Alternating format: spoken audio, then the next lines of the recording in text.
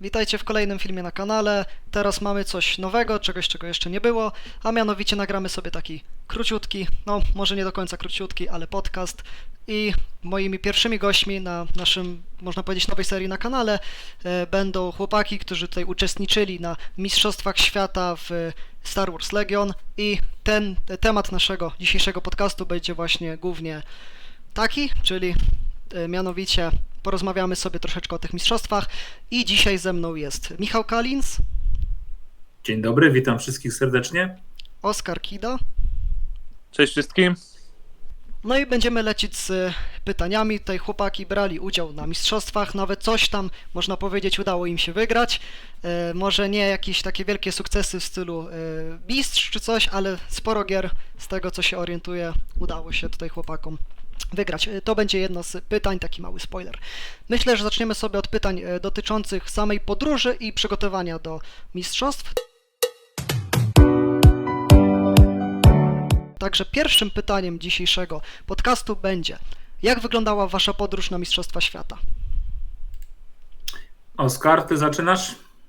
No, czy wiesz, tutaj akurat mamy sporo wspólnego do powiedzenia, bo Dokładnie. generalnie nasza podróż była też wspólna. Wszyscy w jednej ekipie mieliśmy ten sam lot. Większość z nas też była zakwaterowana jakoś tam grupowo, bo łącznie to Polacy się chyba zmieścili w 2 hotelach, tak, w samym Szamburgu, więc podróż była zdecydowanie całą ekipą. No generalnie wyglądało to tak, że na szczęście lot mieliśmy bezpośredni. Nie było żadnych przesiadek, nie trzeba było czekać na lotnisku, żadnym jakimś po drodze. Godzinowo też nam się to ładnie złożyło, bo to było tak, że jeżeli dobrze pamiętam, myśmy startowali gdzieś koło tam 16 z kawałkiem. Tak? Dokładnie.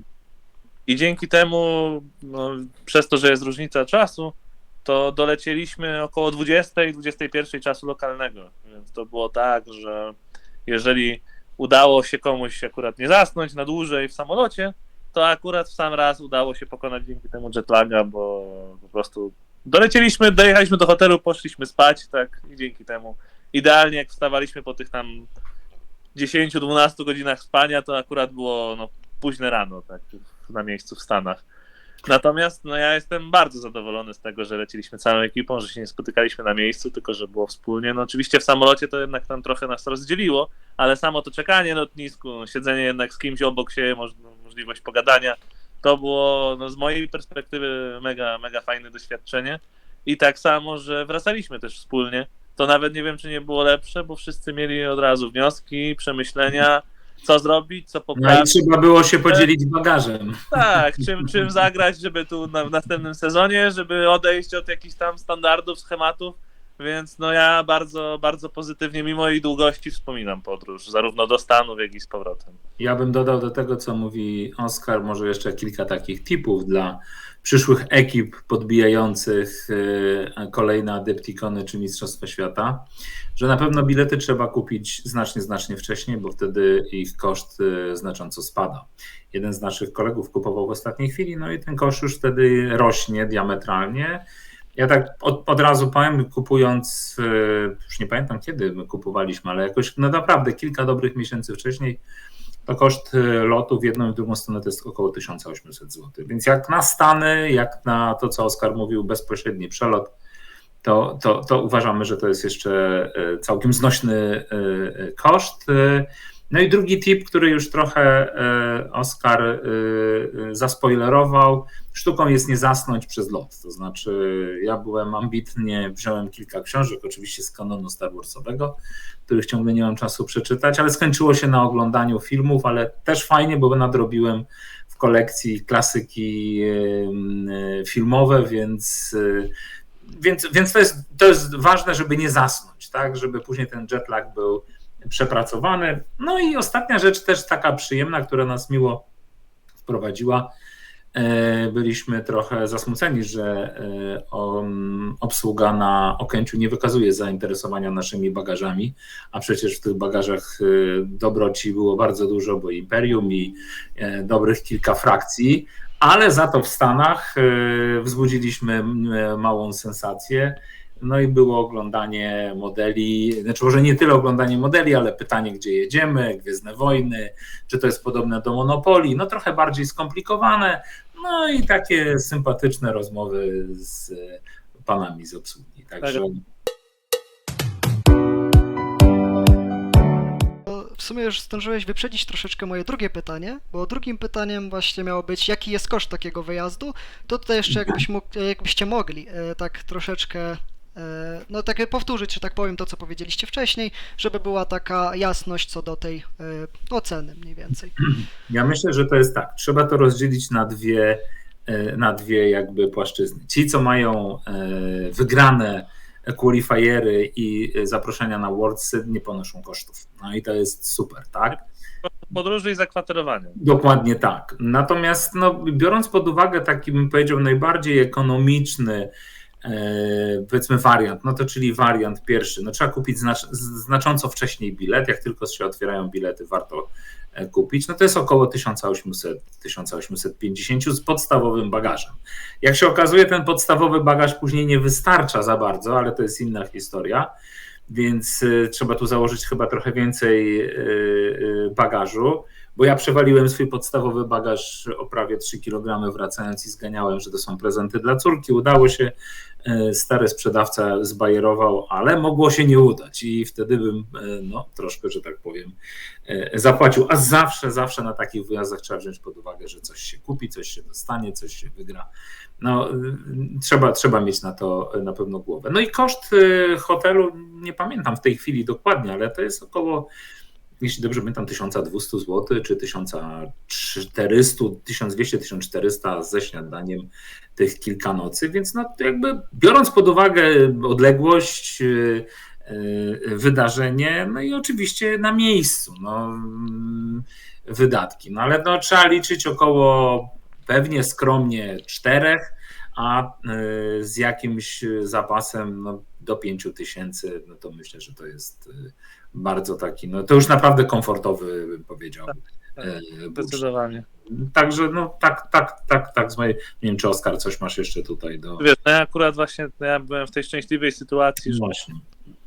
pokryty koszt lotu i AMG o tyle też fajnie się zachowało, że po pierwsze miałem ten sam lot co chłopaki, czyli to nie wiem, tak, że oni poszli najbardziej budżetową opcję gdzieś tam z przesiadką, 10 godzin czekania i tak dalej, po prostu lot był bezpośredni.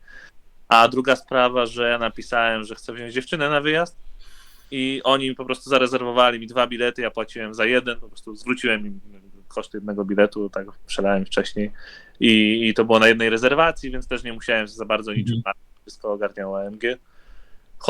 Hotel z kolei też było tak, że mieliśmy wszyscy, którzy wygrali jakiegoś qualifiera, bo to byli też i chłopaki z Armady, i chłopaki z X-Winga, wszyscy byli zakwaterowani w jednym miejscu i to był jakby hotel przeznaczony dla tych, którzy tam dużej No i części... trzeba powiedzieć, że całkiem niezły hotel. Tak, z bardzo dobrym standardem i przy okazji tam część Adepticonu odbywała się w tym hotelu. W sensie tam było tak, żeby sale konferencyjne i część po prostu atrakcji Adepticonowych była dosłownie nie tam na miejscu w Renaissance Center, tylko w tym hotelu. Więc to też jak ktoś tam chciał sobie pozwiedzać, popatrzeć, pograć, to miał blisko. To też bardzo fajna sprawa.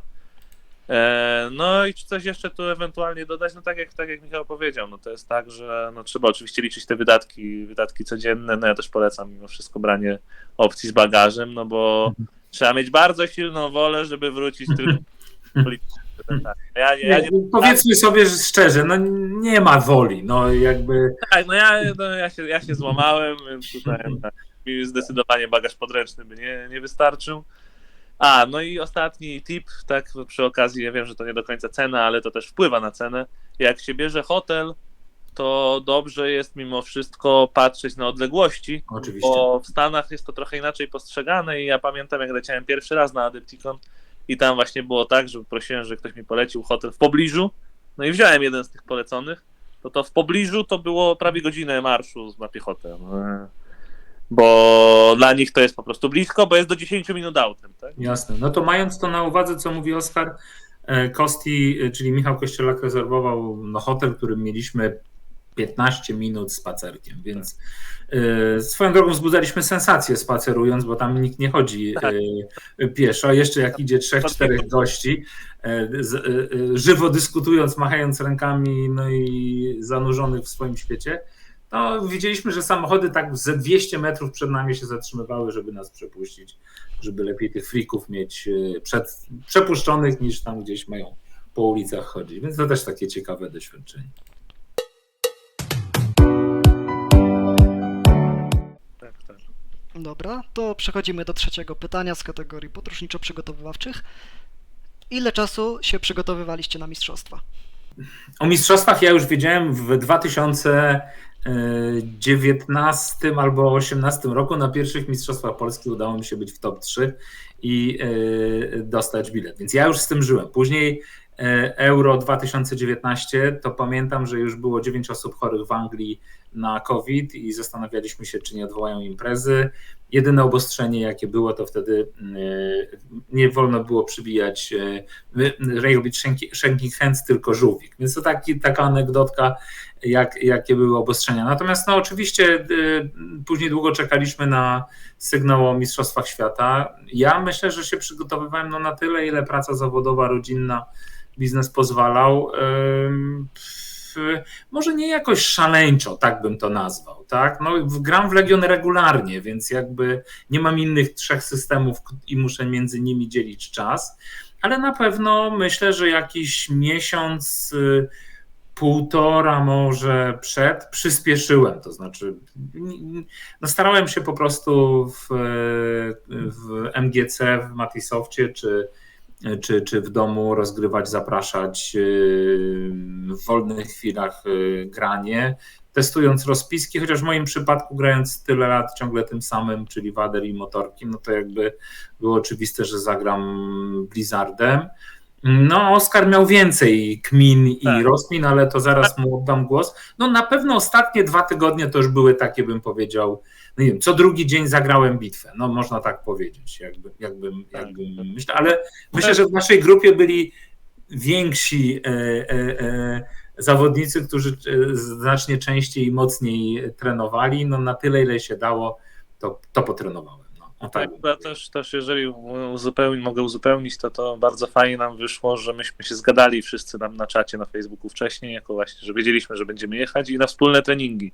Tak. I myśmy się spotykali między sobą, czasem zapraszaliśmy też gości z zewnątrz i po prostu spotykaliśmy się na żywo, graliśmy, a potem dyskutowaliśmy o tym, co sprawić, co zmienić, jaka będzie meta.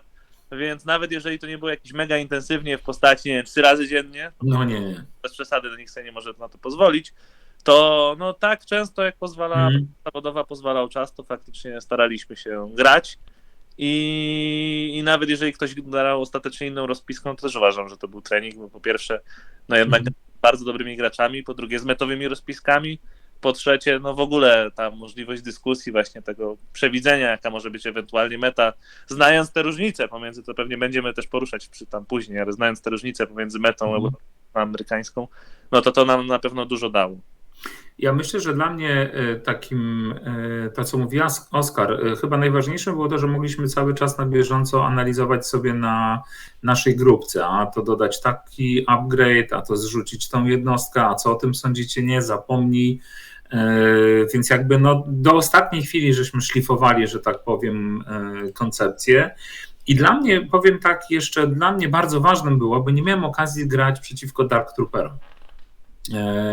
I na dzień przed były stoły wystawione do możliwości grania w Legion i ja miałem okazję wtedy z Arturem obserwować jego grę z Mikołajem Mikim i z Arturem Juniorem Schindlerem zagrać. No i wtedy myślę, że to była bardzo dobra lekcja i dla Artura, która, jak później mówił, zaowocowała pewną zmianą koncepcji jego gry i doszedł do 9. miejsca, a mi pozwoliła jakby oswoić się z Dark Trooperami i jak z nimi grać, co zresztą znalazło miejsce podczas mojej 4. gry, gdzie trafiłem na Gideona i 2 wypakowane oddziały Dark Trooperów i już wiedziałem, jak zagrać. Czyli taki last training dosłownie przed turniejem no był bardzo kluczowy dla mnie, przynajmniej z punktu widzenia tej jednej i chyba dla Artura, tak jak rozumieliśmy, też bitew. To możemy teraz płynnie przejść do 4. pytania, jakim jest właśnie, jaka była najcenniejsza lekcja, uwaga, porada, którą otrzymaliście podczas sparingów przygotowawczych? Miałem różne, znaczy może tak, ja na pewno może to, co powiedziałem już wcześniej, ten ostatni mecz z Arturem, który jest przecież bardzo dobrym graczem i udało mi się jego Bounty Hunterów i Dark Trooperów jakby zlikwidować i wygrać ten scenariusz i to już wiedziałem jak grać na Dark Trooperów i dla mnie wniosek był taki, nie pozwolić przeciwnikowi grać, przepraszam, tak się wyrażę, w kupie. Grać taki scenariusz, aby musiał rozciągnąć jednostki, latać po polu i dla mnie taki key position czy intercept the transmission był bardzo, bardzo oczekiwany. I druga, myślę, że jakby w toku przygotowań upewniłem się, że Vader Operative plus motorki, oczywiście ten przesławny, przekokszony Blizzard, no tak, ale na Mistrzostwa Świata nie jedzie się, żeby testować nową koncepcję, tylko jedzie się po prostu po punkty. Testowanie sobie można zostawić na galaktykę czy lokalne granie. I trzeba grać twardo i mocno i tym, co po prostu może niszczyć, jest tym, czym chcę na pewno grać. Miałem koncepcję jeszcze zaskoczenia na Vaderze Commanderze przez moment i motorki, wtedy nie musiałbym brać oficera, etc., ale jednak uznałem, że wariant oficer trzyma z tyłu, operative pędzi, a motorki flankują, to jest to, co gram, umiem, dobrze się w tym czuję. Tak. No to jeżeli o mnie chodzi, to zdecydowanie najcenniejszą taką lekcją, radą, którą otrzymałem, to było tak naprawdę tuż przed terminem zgłoszenia spisek, kiedy przyszło ostatecznie decydować, czym zagram, bo ja miałem, tak jak Michał wspomniał, kilka koncepcji. Ja zaczynałem w ogóle od Republiki. Tutaj po jednej tam z bitew tam z Olkiem nabrałem wątpliwości, no bo jednak nie mam jeszcze aż tak dobrze ogranej tej armii, no sorry, to nie jest turniej. Później mnie pogoniłeś fluterami Blizzard, później ja ciebie i też tak to było. Wiecie, no mimo wszystko Mistrzostwa Świata to Tak. nie jest miejsce na eksperymenty, to trzeba się czuć pewnie. Mhm. Ja zrobiłem taki manewr, że zebrałem wszystko to, co mi chodziło po głowie, mniej lub gorzej dokonałem jakiejś tam wstępnej selekcji, ale że to są takie rzeczy, z którymi tam bym się dobrze czuł i zacząłem to rozsyłać po ludziach, tam po kolegach, tutaj właśnie do Olka wspomnianego, do Mikołaja, do Artura się przejechałem do sklepu, akurat mu pokazałem, tam zrobiliśmy burzę mózgów. No i ostatecznie po takiej metodą eliminacji, po odrzucaniu tych rozpisek doszedłem do tego, że jako jedyny z nas w sumie nie wystawiłem tego imperium, tylko wziąłem syndykat, wziąłem Shadow Collective, dlatego że po prostu tym się czułem pewnie i to miałem ograne, bo to była rozpiska, co prawda w przyciętym wariancie, ale którą grałem w Rzymie, zająłem tam 3. miejsce, którą wygrałem turniej w Londynie, więc stwierdziłem, że jest spora szansa, że pomimo wejścia Dark Trooperów do mety, która bardzo jednak ograniczyła tu możliwości tej rozpiski, no jednak powinienem na to postawić i jakoś sobie radzić z tymi Dark Trooperami. No i ostatecznie jestem zadowolony, uważam, że to był dobry wybór, bo faktycznie wyniki to pokazały, że jednak trzeba mieć ograne to, co się prowadzi, nie tylko to, przeciwko czemu się gra, ale też to, co się prowadzi zwłaszcza, to trzeba się dobrze z tym czuć. W zasadzie odpowiedzieliście też już na 5. pytanie, bo 5. pytanie było, co kierowało wami przy wyborze armii i konkretnych rozpisek, no ale tutaj już odpowiedzi zdążyliście udzielić, więc myślę, że możemy pójść dalej.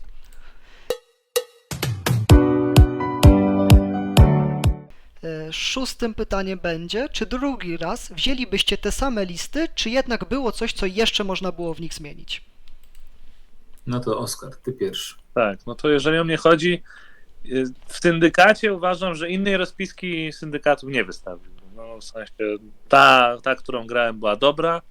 Mi naprawdę zabrakło niewiele, żeby Byłem przy tym meczu. Właśnie Michał widział, że to było, to się rozbijało jeden rzut, więc bardziej to... I to rzut z kategorii, na ilu kościach trzeba było mieć... Na 3 czarnych kościach trzeba było rzucić krytyka, a ja potem musiałem go nie wybronić. No i niestety były 2 krytyki, ja się nie...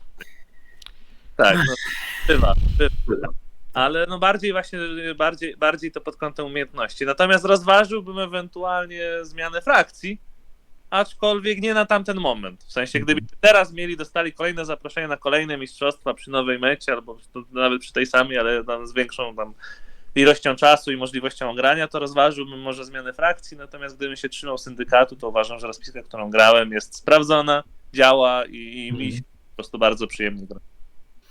No, ja podobnie jak Oskar, to znaczy odkąd pamiętam gram na motorkach i na waderze, więc no to jest po prostu tak, to są, wiesz, może takie elementy, czy wziąć taki, czy wziąć Tenacity, czy wziąć jakiś upgrade, ale nie koncepcja, tak, jakby Oskar bardzo długo się też wahał i świetnie grał na 2 fluterach i klonach, a chyba Anakin jeszcze tam był wciśnięty. Dokładnie, więc uważam, że to jest w ogóle, tylko to jest po prostu risk, no i to nie bierze się rozpiski, którą ma się nieograną. I ja bym poszedł w to samo. Po prostu z tym się po prostu dobrze czuliśmy. Oczywiście sytuacja pewnie za rok będzie zupełnie inna. Pytanie, czy nam się uda zdobyć bilety, czy będzie czas, żeby o to aktywnie walczyć, no bo to nie będzie też proste, chociaż się poszerza trochę. Dziękujemy. Tak, szansa uzyskania biletu, zaproszenia, no ale grałbym na pewno tym samym. Ostatnie już pytanie z kategorii podróżniczo-przygotowawczych i to pytanie brzmi: jak wyglądało Wasze zaadaptowanie się do wyjścia Dark Trooperów? Czy zwiększyła się liczba impaktów w Waszych rozpiskach? Tak jak mówię, u mnie się nic nie zmieniło, być może komfort grania Blizzardem, który osobiście uważam powinien zostać lekko zmodyfikowany, bo jest za mocny i nie ma co tutaj, znaczy jest za mocny, to też nie jest prosta rozpiska do prowadzenia, żeby to nie było, że to jest samograj, bo 4 jednostki broniące się na białych kościach i wpływające przy porządnej salwie, mam na myśli motorki, no to po prostu, tak? Teraz na Galaktyce grałem na motorkach imperialnych i one po prostu są znacząco bardziej wyporne, a jeszcze jak są w zasięgu od Anakina i korzystają z jego żetonów, no to czasami jest frustrujące próba zestrzelenia ich. Także w mojej jakby koncepcji to się nie zmieniło. No, nic. Może się trochę zastanawiałem, czy brać rzut mieczem, no ale z jednej strony force choke, jak wpada wader w darki, no to mi się sprawdziło, bo walczyłem z nimi 2-krotnie bodajże na turnieju i pewnie bym może raz rzucił mieczem, no jednak czołkowałem praktycznie co turę, więc jednak nie żałuję tej decyzji i jakby to nie zmieniło mojej koncepcji. No dlatego, tak jak wspomniałem wcześniej, fajne było to, że mogłem sobie z bardzo dobrym graczem rozegrać partię i zobaczyć, z czym darki się je, i to mi dużo dało już podczas samego turnieju. Tak, no jeżeli o mnie chodzi, to ja nie ukrywam, że miałem ogromne obawy, jeżeli chodzi o Dark Trooperów. No, ta rozpiska, którą grałem, no, ona była konstruowana jeszcze w czasach, kiedy nikt nie słyszał o czymś takim jak Dark Trooperzy i ta ilość impaktów nie była aż tak potrzebna, żeby nie było. Ja w tym swoim świecie mam tego impaktu trochę, natomiast trzeba pamiętać, że najwięcej jest na zasięgu 1 albo w walce wręcz, no więc siłą rzeczy dojść do tego momentu i użyć, to nie jest proste. No więc właśnie dlatego do samego końca się wahałem, czy to brać, czy tutaj poradzi na nową metę. Ostatecznie stwierdziłem, że zaryzykuję. Trochę szczęścia, bo na szczęście relatywnie rzadko, chyba tylko raz trafiłem na superów. A jak już to się stało, to się okazało, że tak jak Michał powiedział, Maurus z czołkiem po prostu sobie z nimi poradził, ich tam pokroił tym Darksaberem. Więc ja też nie wiem, czy Oskar masz takie wrażenie, ale ja też miałem wrażenie, że nie wszyscy mieli ogranych tych darków. To znaczy ludzie się na nie rzucili. Totalnie źle nimi grali, tak samo. Dokładnie takie mam wrażenie. To było chyba jeszcze pierwszego dnia, jak właśnie tam gość do mnie tam mówił o tych Dark Trooperach, że on ma 1 żeton rozkazu, bo jak oni się aktywują, to on wraca do puli. Ja mu mówiłem, że nie, 2 są potrzebne żetony, tak, że oni mają 2, on mówił, że nic o tym nie wie, tak, więc to było takie. I on wracał sobie do woreczka ten żeton, ale to tak wiecie, nie powinno. Nie tak to działa. No ale oczywiście to nic nie zmieniło w samej bitwie, natomiast widać było, że ludzie jeszcze po prostu nie znają tej jednostki. Nie znają, tak. A z kolei też, nie wiem czy zauważyłeś, było też sporo takich graczy, zwłaszcza tych amerykańskich, którzy zrobili aż do przesady, się zabezpieczyli na tych Dark Trooperów. Nawet było tak, że ja grałem z gościem, który prowadził do boju Republikę, gdzie dał rzut mieczem na Jodę, mimo że on ma atak sam sobie z mocy, bo stwierdził, że ten atak jest bez impaktu, więc sobie nie poradzi z Dark Trooperami. To było tylko pod to, żeby tych Dark Trooperów tam. I to się nazywa przegrzał rozpiskę. Tak, no, dokładnie. To było tak, że oni się aż do przesady potrafili. Tak, Oczywiście najlepiej na tym wychodził Blizzard, ale też Blizzard się pozmieniał, bo przed wyjściem Dark Trooperów nikt nie wystawiał tego unitu tam z bazukami tych Stormtrooperów. Tak? Tam zawsze było tak, że po prostu było 6, 4 i tyle. A po ich wyjściu zaczęto faktycznie wrzucać te bazuki. No i jony na jasnołach. I jony na snołach, czego też wcześniej nie było. Dokładnie. Dobra, czyli tym samym zamknęliśmy naszą kategorię podróżniczo-przygotowawczą i przechodzimy do kategorii modelarskiej. Tutaj będzie krótko, mamy tylko 3 pytania. Pierwszym z nich będzie: czy mieliście wcześniej przygotowane modele, czy sklejaliście i malowaliście je na ostatnią chwilę? To może ja zacznę, u mnie to będzie szybko. Ja generalnie miałem modele przygotowane o tyle, żeby tam poskładane z jakimiś tam bazowymi kolorkami, natomiast no do ostatniej chwili trzeba było jakieś tam podstawki jeszcze poprawić. No, moja armia nie była jakoś tak wybitnie przygotowana. No dlatego też, że w ostatniej chwili zdecydowałem, która ostatecznie jedzie. No, to też tutaj na swoją obronę powiem, że to dlatego. U mnie też krótko, od dawna armia była gotowa. Czy jakaś armia zrobiła na was wrażenie pod względem malarskim? Po prostu zobaczyliście i wow, ale to jest świetnie zrobione. No tak, było. Stosunkowo temu w ogóle mało miejsca poświęcono. Tak mam wrażenie, że to była tak przy okazji nie wyeksponowano któryś z graczy z Niemiec. No miał rewelacyjnie po prostu pomalowaną Armię Republiki. No, Tak, jest no, tak, no sztos absolutny. No i drugi, który w ogóle zupełnie inny klimat i to był nie była grająca armia, tylko to było na tym evencie, kiedy były finały, no to armia DJ-owo-waderowa, wrzucałem to, starałem się tam na bieżąco pokazywać, no to po prostu absolutny sztos. No to jest jakby poświęcić całą armię, żeby zrobić im główki, podpiąć diody, puścić światła, kolumny ATST jako platforma DJ-ska, no to jest w ogóle no niespotykane, no tak bym powiedział, tak? Więc jakby zdjęcia są na grupie na Facebooku, jest to grupa ogólnopolska, jeśli kogoś jeszcze nie ma, link do niej jest zawsze w opisie, także zapraszamy, będziecie mogli tam te zdjęcia znaleźć. A czy tak nas inne armie jakoś specjalnie rzuciły? Nie, chyba było tak po prostu porządnie, solidnie. No, kilka było wyróżniających się, no szczególnie mówię, Niemcy mieli, znaczy ten chłopak z Niemiec miał naprawdę outstanding armię, tak? Natomiast pozostałe to położone kolory w porządku, no tak bym powiedział. No wymóg był zresztą pomalowanej armii, więc... Tak. I mamy ostatnie pytanie z tej kategorii. Mianowicie, jak oceniacie tereny do gry użyte podczas mistrzostw w kontekście modelarsko-malarskim i też czy któreś wzbudziły wasze szczególne zainteresowanie? Czy były to po prostu ładne tereny, czy brzydkie w skrócie? Znaczy, to ja, Oskar, zacznę, no bo jeżeli prowadzę galaktykę i mam świra, że tak powiem, na punkcie makiet i modelarstwa, no to muszę powiedzieć czapka z głów.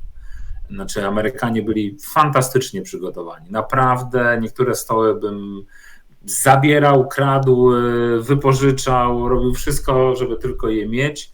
No były po prostu outstanding. Z tego, co zdążyłem porozmawiać, to oni ściągali je z całych Stanów, z różnych sklepów, klubów, najlepsze z najlepszych i no byliśmy zachwyceni. Jak byliśmy tam dzień wcześniej z Oskarem i z ekipą całą naszą i przeszliśmy się po prostu filmując i oglądając, no to poza jednym stołem, który się nie nadawał do gry, bo miał duży otwarty teren, budynek z otwartym terenem, drzwi, przejścia i to zawsze buduje napięcie, czy tam ten model się poruszył, nie poruszył, to tereny były rewelacyjne. No naprawdę, tak jak armie były w porządku, tak tereny to było Mistrzostwo Świata. Naprawdę czuliśmy, że jesteśmy na Mistrzostwach Świata. Tak, no mi pozostaje tylko dodać, że mając porównanie z poprzednim Adepticonem, no, gdzie można sobie znaleźć zdjęcia tam gdzieś na grupie, gdzie jest mój raport, no to w ogóle nie było porównania. To było o klasę wyżej. No tutaj tam było wiadomo, no po COVID-zie te sprawy trzeba było na szybko, a tutaj było po prostu widać, że oni się przygotowywali do tego,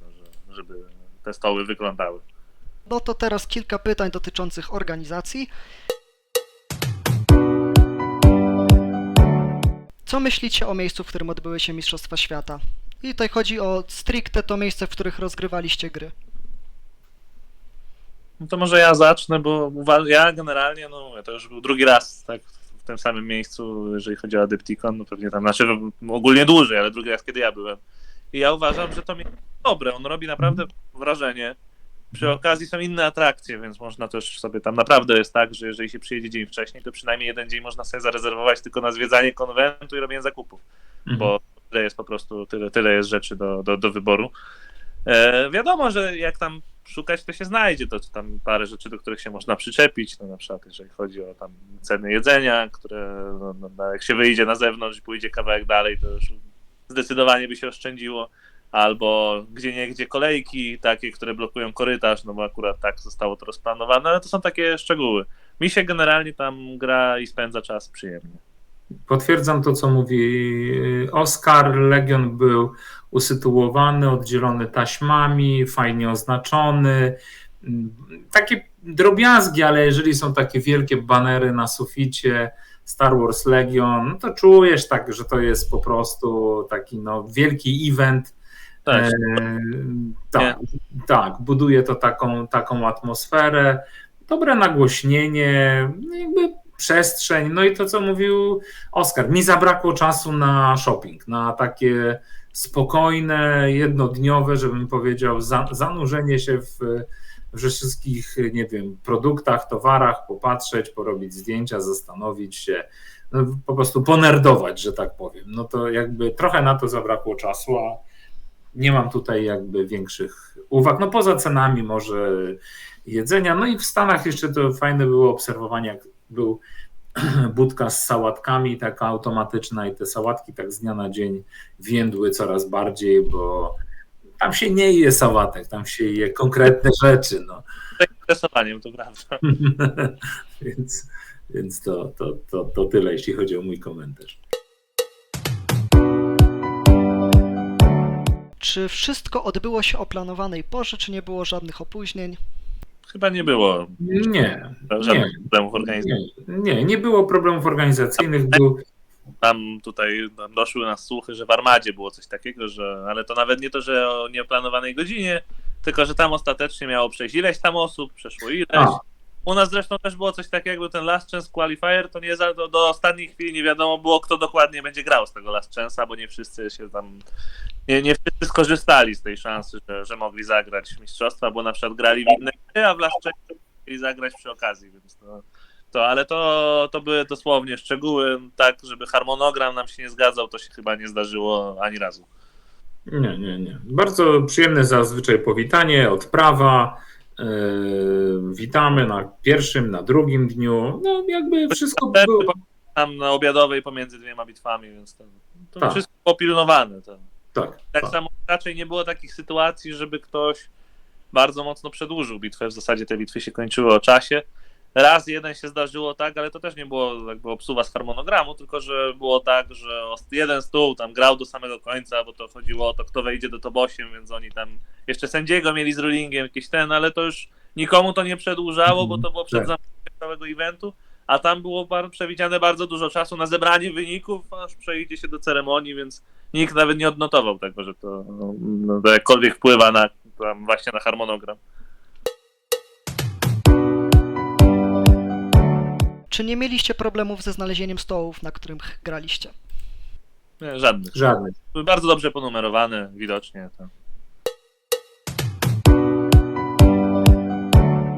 Czy mieliście własne tacki na przenoszenie armii, czy organizator je zapewniał, czy może mieliście jakiś inny sposób na przenoszenie figurek?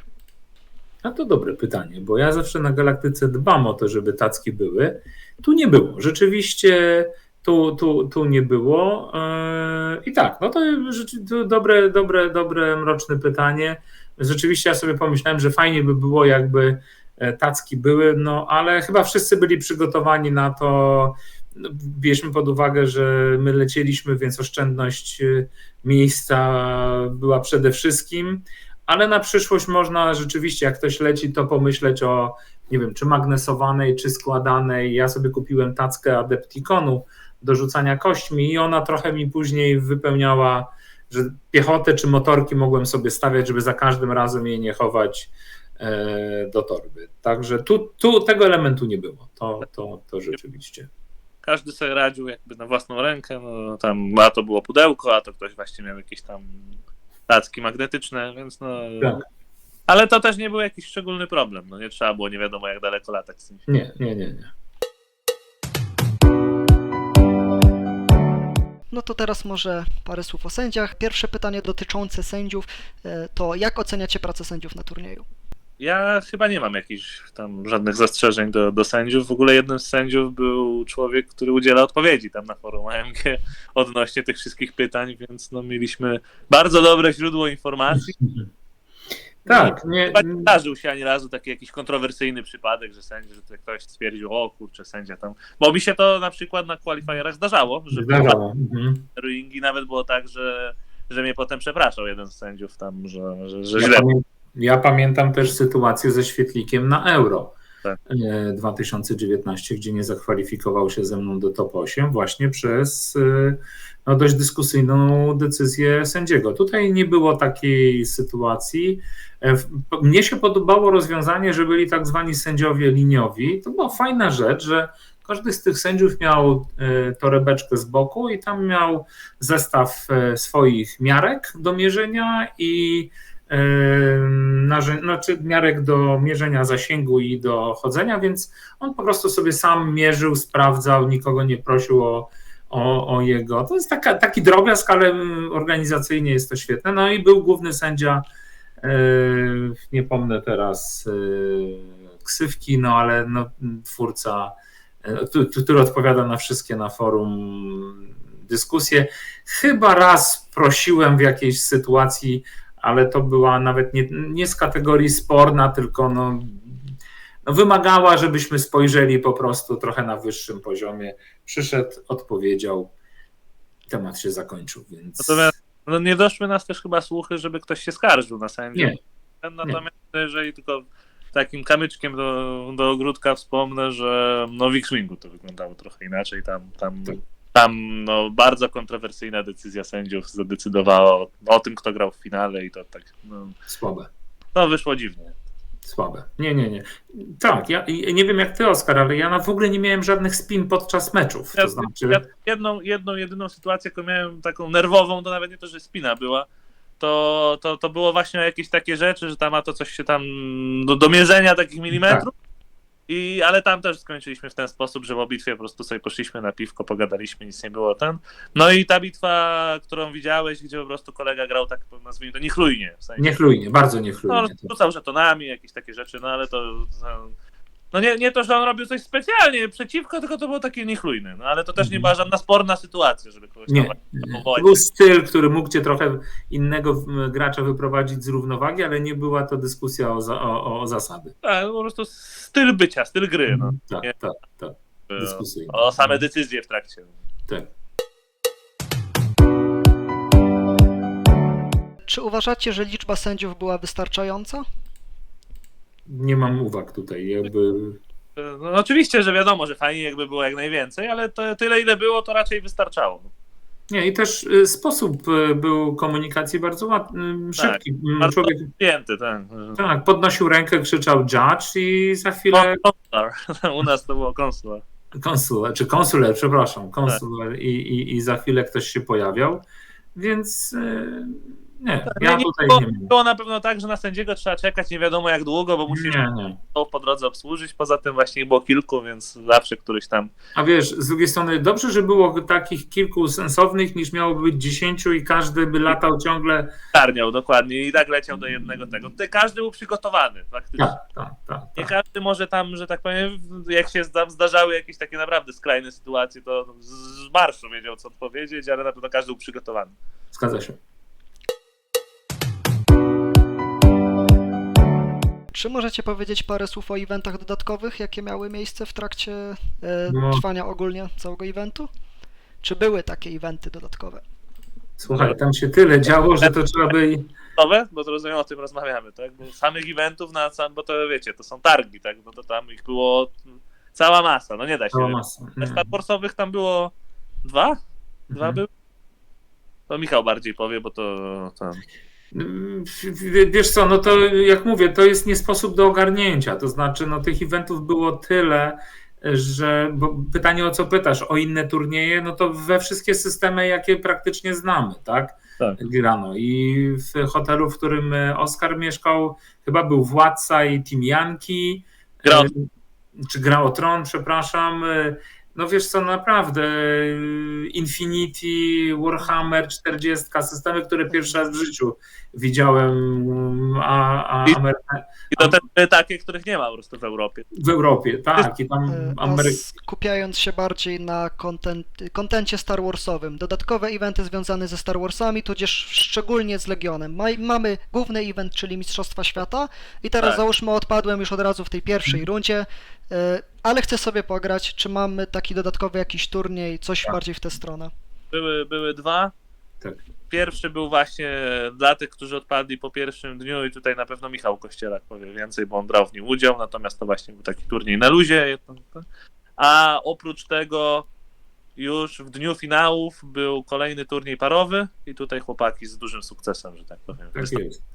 Te wszystkie turnieje były w takiej bardzo luźnej atmosferze. Bardzo. Nie, słuchaj, mnie aż głowa bolała, bo graliśmy z 2 Kalifornijczykami, a jeden miał tak zaraźliwy śmiech, że za przeproszeniem mój siwy łeb pękał po tej grze, ale bawiliśmy się fantastycznie i to jest w ogóle fantastyczne i chciałbym kiedyś to zrealizować, taki turniej parowy. Odjechane zasady, mega klimatyczne, i wygląda to no po prostu widowiskowo, 2 na 2 jak się gra, ale rzeczywiście oni mają ogromny luz, to znaczy czy ten turniej singlowy na dzień drugi, gdzie Kosti chyba zajął drugie miejsce, to jest fajne, że wiesz, wszyscy czuli, że ciągle grają razem, to znaczy nie ma tak, że już to, co mnie na przykład na Euro drażniło, że na drugi dzień gra się w skirmish, a wiemy jaki jest skirmish w Legionie. No jest beznadziejny, no jakby powiedzmy sobie, to nie jest system stworzony do grania w skirmish i widać było, że połowa ludzi po prostu nie przyszła i to takie było, te top 8 walczyło, a tam część w tym skirmishu sobie trochę tłukła. Tak tutaj wszyscy grali jeszcze raz, wszyscy dostali te same karty, wszyscy dostali te kości, no jakby tutaj nic nie było, że ci grają dalej, a ci nie grają i też jak mówi Oskar, Michał drugie miejsce chyba zajął w tym turnieju i później my razem z Michałem podczas finału też drugie miejsce w tym parowym także zajęliśmy, więc całkiem myślę, że Polacy fajnie tutaj pograli, że tak powiem. No to mamy już ostatnie pytanie z kwestii organizacyjnych, czyli jaka była atmosfera na turnieju? Super. Genialna. Bardzo dobre jest whisky z Kentucky, o tak bym powiedział. Bardzo Tam i ci, którzy przyjechali, że tak powiem, spoza Stanów i sami Amerykanie, to są świetni ludzie. Tam, żeby trafić takiego, że z niesmakiem, to ciężko. To są raczej wyjątki i to takie, o których się rozmawia już potem wieczorami po hotelach, że a ten, słuchaj, to no tam nikt od razu jest persona non grata, nikt tam... Nie, w ogóle atmosfera jest fenomenalna. Ja miałem okazję z Argentyńczykami, to żeśmy się skumali już chyba w pierwszych... No i przychodzili do nas, tam zdjęcia sobie robili, więc w ogóle no super.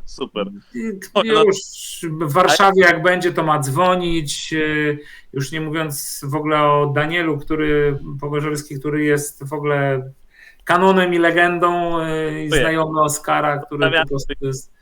Tak, który nas oprowadził po Chicago. Pozdrawiamy Cię, Daniel, bardzo serdecznie. I jakby on utożsamiał taką atmosferę. No, tam wszyscy przyjechali naprawdę oczywiście cisnąć, ale czy Duńczycy, czy Skandynawowie, czy Niemcy, ludzie z Chile, ludzie z Francji, ludzie z Meksyku. No, powiem Wam, że mnóstwo. Amerykanie wyluzowani, uśmiechnięci. Ile w tym jest sztuczności, a ile natury, to jakby nie tu i teraz oceniać, ale tak jak Oskar mówi, no to jest naprawdę ujmujące. To jest ujmujące. Tak. Życzę sobie nam, żeby po prostu na wielkich eventach o takim, powiedział, randze, tak. żebyśmy mieli taką atmosferę. Tak. Tego to się jeszcze musimy chyba dużo uczyć. I oczywiście przy takiej liczbie ludzi, wiadomo, zawsze się zdarzy jak tam jakaś tam sytuacja, chociaż żeby nie było w Legionie, to ja kojarzę chyba na te wszystkie tam 120 ileś osób, które grało, plus ten wcześniejszy tam Last Chance Qualifier i tak dalej, jedną taką sytuację, która może powiedzmy była sporna, no i tę jedną w X-Wingu, ale to dosłownie było tak, że nawet jak ona zaszła, to po pierwsze się udało rozwiązać, a po drugie to też było tak, że środowisko to reagowało tak, że to było raczej piętnowane, że tak się nie robi, nie w takim stylu, tak? I to było, nawet jak ktoś by tam dopuścił się jakichś takich dziwnych zachowań, to myślę, że po takiej reakcji środowiska już się tam 50 razy zastanowi, czy to na pewno dobrze tak robi. Dokładnie. No wiesz, to są takie rzeczy, jak w pierwszej swojej bitwie facet mnie wyściskał, powiedział, że takiego thrillera to już dawno nie miał, chociaż ja sobie sam zafundowałem ten thriller z nerwów, nie ukrywam, i do tej pory jesteśmy gdzieś w kontakcie, wysyła mi zdjęcia ze swoją rodziną, mistrz tam ze Skandynawii, któryś też mieliśmy niesamowitą 6. bitwę, to po prostu niesamowita gra, do tej pory tutaj też tam sobie, jakby to Oskar też tak kontakty ma cały czas, więc to jest świetne. Ja w ogóle przez to kocham, że tak powiem, to nasze legionowe community, bo uważam, że ono jest bardzo dobre w Polsce, jest świetne, natomiast na randze tej imprezy było rewelacyjne w Stanach, naprawdę. No i teraz myślę, że długo wyczekiwana przez wszystkich część naszego podcastu, odnosząca się już teraz bezpośrednio do gier na mistrzostwach. I zanim przejdziemy do gier na mistrzostwach, to w tym momencie, drogi widzu, chciałbym Ci przypomnieć, żebyś zostawił subskrypcję na kanale, ze względu na to, że często, przypominając o tym na końcu, ludzie gdzieś tam do tego końca potrafią nie dotrwać filmów, dlatego teraz niespodziewanie przypominamy o tym teraz, w środku naszego filmu i przechodzimy tym samym do jednej z naszych już prawie ostatnich, to już jest prawie ostatnia kategoria, jest to dokładnie przedostatnia, czyli gry na mistrzostwach. I lecimy z pierwszym pytaniem. Tutaj od razu zaspoileruję, pytań będzie też 8, więc jest to nasza najdłuższa kategoria razem z pytaniami organizacyjnymi. Pierwsze pytanie. Jaka była Wasza najciekawsza akcja podczas gier na Worldsach? Michał, dawaj. Kurczę, zaskoczyłeś mnie. Najciekawsza akcja na... Wiesz co? Uważam, że 2 były takie akcje i to były dnia drugiego. A na pierwszego dnia, to może już tam dłuższa historia, byłem bardzo spięty przy pierwszej bitwie. Chyba wszyscy czuliśmy niezłą adrenalinę, bo jednak to są Worlds i popełniłem mnóstwo błędów i później goniłem i dogoniłem na szczęście pierwszą bitwę. Ale drugiego dnia, jak się już zakwalifikowałem, jeszcze mieliśmy bardzo dobry room, który dostaliśmy od Daniela, to podszedłem na dużym luzie. Ja i tak dla mnie wielkim sukcesem byłem, że jestem i właśnie trafiłem na przesympatycznego Amerykanina, który miał Gideona, 2 wypasione oddziały darków i zrobiłem wtedy akcję związaną ze sztuką teatralną. Ja to tak nazywam. To znaczy graliśmy scenariusz Key Position, oczywiście środkowy, oczywiście po jego stronie, jeden po lewej. I ja zacząłem się leciutko przesuwać w prawą stronę, bo zacząłem zauważać, że on chce wybrać w trójkącie. Stwierdziłem, że jak on wybierze w trójkącie, to ja nie dam rady z 2 darkami. Więc zacząłem się tak zastanawiać, spoglądać, pochylać się nad stołem, nad tą krawędzią i on tak tym żetonem i w końcu położył po drugiej stronie stołu i wtedy powiedziałem gacia. No i go rozegrałem tak, że latał tymi darkami po środku, nie wiedział, czy iść w prawo, czy iść w lewo, a ja sukcesywnie wycinałem wszystko, Facet powiedział, że tak się spocił, tak się zdenerwował, ale że była mega sympatyczna i świetna gra. Natomiast taktycznie, trochę szkoły teatralnej, tak bym powiedział, a później taktycznie to mi też pomogła kminienia i to była mega rewelacyjna bitwa i myślę, że fenomenalny ruch wykonałem w ostatniej bitwie, w przedostatniej akcji. Chyba to był mistrz, nie wiem, Skandynawii, już nie pamiętam jego imienia. Mega zawzięta bitwa, graliśmy hostage zaskoczył mnie, że tymi Black Sunami nie uciekał, tylko szedł w moją stronę i nawalał razem z hostage'em, więc musiałem strasznie kminić. I pamiętam, że zrobiłem, jak ja nie używam żetonu standby, nigdy. Po prostu, jakby dla mnie on nie funkcjonuje i nie istnieje, to wtedy wziąłem standby'a, został oficer z hostage'em i to mi pozwoliło, że jak on się ruszył, ja wykonałem ruch, oficer zginął, ale poprzez ten ruch ostatni oficer w moim oddziale mógł podejść i wziąć, claimnąć hostage'a. I to było po prostu, a moje motorki nadleciały i zabiły jego maula. Więc to było absolutne mistrzostwo świata, tak jak nagle spłynęło coś z nieba i usłyszałem głos: Michale, to jest ten czas, abyś użył standby. Standby'a, tak. Dokładnie, no to go użyłem. No i powiem szczerze, że też kolega 2-metrowy oklap po tej grze i powiedział, że ma dosyć Legionu, że takie emocje, taki thriller. To były chyba takie dwie absolutnie świetne akcje. Może trzecia jeszcze w pierwszej bitwie, kiedy Wader Operative z Waderem Operative zrzucali się Wader Smite'em i wciągali się z powrotem na platformach, gdzie walczyłem też o breakthrough, no ale to już jest historia na oddzielną, więc historię, że tak powiem. Także ja miałem na pewno dwie, jeśli nie trzy takie, bym powiedział, zapamiętane akcje. Oskar, oddaję Ci głos. Ja generalnie też powiem o dwóch. Jedna taka stricte związana z zasadami, a druga z przebiegiem gry. Pierwsza to była taka, jak grałem trzecią bitwę pierwszego dnia, gdzie trafiłem właśnie kolegę Niemca, który potem dostał nagrodę z najładniej pomalowaną armię i był w ogóle najlepszym generałem separatystów. Wraz z separatystami. No i tam ja już rzeczywiście bardzo na luzie do tego podszedłem, bo trzeba było wygrać dwie, no więc no, tam trzecia to już była takie, wiecie, tam można było sobie poeksperymentować, trochę for fun. No i tam walczyłem zaciekle, ale generalnie no, robiło się ciepło. W sensie mi tam maul umarł, tam trochę pechowy rzut, ale jednak umarł. Umarły Black Suny, tam mi zostały właśnie jakieś pajki, to też tak raczej obite niż nie. A graliśmy key position, więc no tam walka była o ten środkowy obiektyw, bo tam dwa pozostałe to były nie do ruszenia po żadnej ze stron. No i było tak, że tam w piątej rundzie tam stały na środku tego obiektywa magny otoczone tymi moimi niedobitkami. No i kolega zrobił coś takiego, że właśnie tak mówię, kurczę, no już no nie dam rady, no nie zrobię tego, ja mam tylko 5 żywych aktywacji. No on ma ewidentnie więcej, no jak wejdzie wszystkie na ten środek, no nie zablokuje, tak? No wejdzie tymi B1-kami, to no nie zablokuje mu tego. No i akurat wtedy trochę jego błąd, trochę mój tutaj zmysł taktyczny, bo on zaczął od tych magnów na środku, które powinien aktywować zupełnie jako ostatnie. Mhm. Ale stwierdził, no akurat są na środku, jeszcze tam jedna była ranna, to może się bał, że mu spadnie figurka, będzie miał mniejszy atak. Coś tam mi zaatakował, coś tam mi pozabijał, ale generalnie no dzięki temu tam pajki, które były, bo tam miał multi-combat, były pajki i chyba mój kapitan, ja mi tego kapitana bił, żeby już tam był spokój z nim, tak, żeby nie przekazywał żetonów, chyba nawet go ubił, ale te pajki sobie zostały tam całkowicie żywe.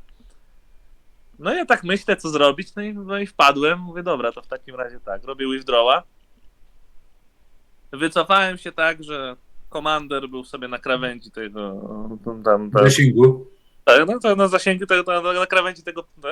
Tak. I ustawiłem te pajki w ten sposób, że jedynki nie mogły tam wchodzić w ogóle. No tak, udało się, że się żadna nie mieściła pod stawką i jednocześnie, że tego komandera się nie dało stamtąd zgonić, bo gdzie by się nie dostawił, to ja mogłem sobie tam go dołożyć tak, żeby on cały czas skorował. Więc to on tak na początku się trochę zdziwił, że no dobra, no ale okej. I się okazało, że jak go potem zapytałem, stary, no tam, dlaczego tam te magny aktywowałeś pierwszą? No, że tutaj wiesz, no tam, no jeszcze tam właśnie chciałem ci tego kapitana zabić, żeby w ostatniej rundzie nie mógł tam tego tam żetonu przekazać. No ale to była ostatnia runda. No jak to?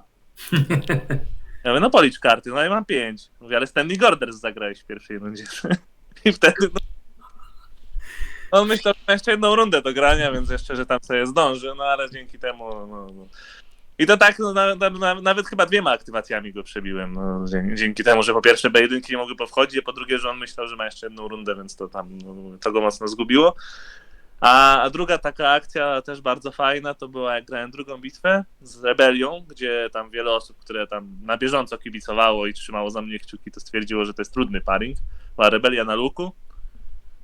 No i było tak, że tam też była zażarta walka i w pewnym momencie doszło do takiego trochę filmowego pojedynku, gdzie tam Luke wpadł, zaczął zabijać Blacksany, ja do niego wpadłem maulem, tam go zacząłem bić. Zostawiłem go chyba na 2 życiach.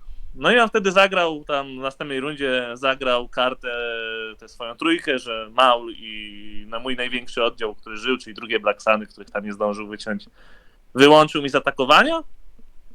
No i zaczął od tego Luka, tam, no coś tam oczywiście tam wziął, jakieś tam odtapował, to jakieś tam dodge.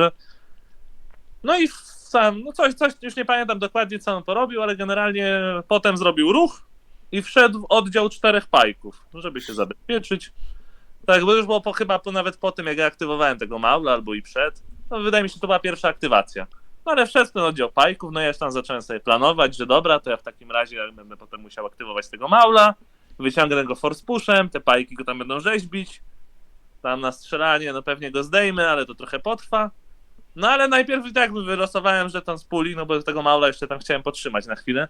Wylosowałem żeton z puli, wyszły pajki, ja mówię, dobra, i tak mam tego force pusha, to wezmę te pajki, które się biją z lukiem. Wziąłem aima, mówię, robię atak. No i wtedy pajki powiedziały, panie Łukaszku, porowanie obiektywa jest dla zarządu, dla pana jest oklep od pajków. No i się okazało, że na te 8 białych kości dostał tam 6 trafień i umarł. No to faktycznie niezła akcja, jak pajki robią 6 trafień. No to prawda, ale no nadal, on tak, no dobra, to dość, tanki, no. Dziękuję. Tak, następny. No, No tak. wchodzenie do walki z pajkami wbrew pozorom bywa ryzykowne, jednak 2 kości na model. To jest takie, że może być nic, a może być właśnie w Tak. pewnym oddziale, nie wiem, 12 trafień. No 12 to może tam ciężko, ale No ale coś tam rzucić potrafią. zdecydowanie, tak. Więc tutaj on wtedy stwierdził, że no dobra, To hasło, panie Łukaszku, to już przyjęło u nas. to się przyjęło, już żeśmy tam sobie często z tego, to jest miejsce dla zarządu, więc To jest korowanie. tak, to nam weszło już, że tak powiem, w kanon Bo wyjazdu. w obiektywie stało, to też chyba było key position. Czy też tam ten transmission na pewno mógł skorować tym lukiem. No, Tak. powiedziały, że no, otóż nie.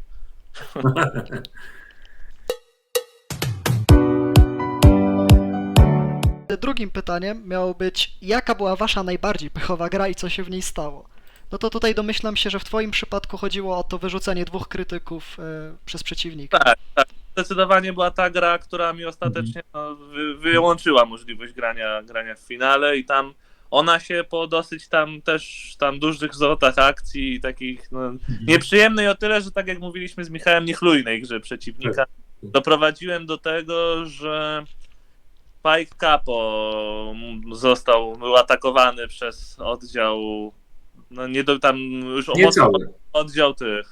oddział Pathfinderów w rebelii, nie Pathfinderów, tylko tych drugich, tam tej elity rebelianckiej. To jest scout, no tak. Padnie. I on miał 3 czarne kości, ja miałem dodge'a, nawet nie wiem czy nie, 2 dodge.